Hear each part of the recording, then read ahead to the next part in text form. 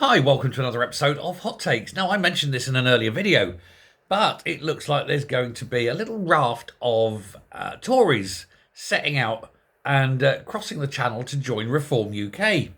And a well-known Conservative peer has hinted that he too will be willing to jump to Reform after 42 years of being a member of the Conservative Party. Lord Jackson of Peterborough, who's a former MP and advisor on Brexit in Theresa May's government, took aim at Kemi Badenoch for, in his words, failing to set out a compelling and attractive policy platform, following their worst election defeat ever. No, it's only their worst election defeat to date. Their worst election defeat ever will be next time when they are reduced to a rump, maybe 35 seats. But he's blasted his own party now. He's had enough. He's saying that they haven't adequately addressed any issues.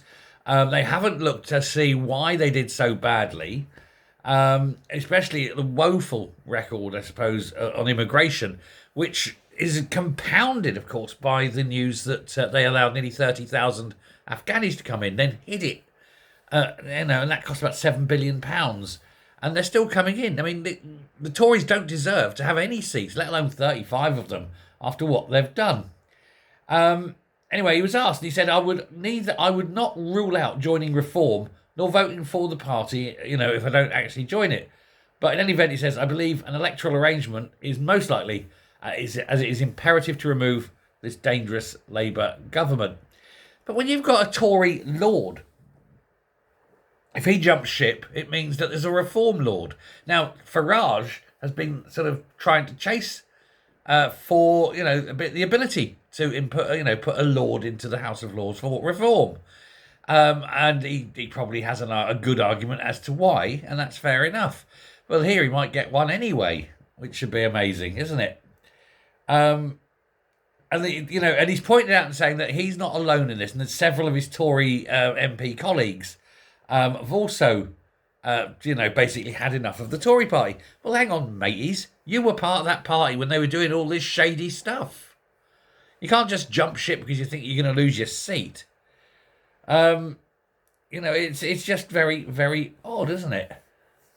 But nobody listens. Nobody listens, and nobody wants to answer the difficult questions.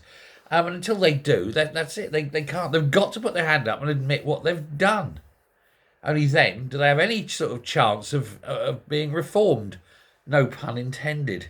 But, she's getting ready, isn't she? She's getting ready for her first party conference as leader.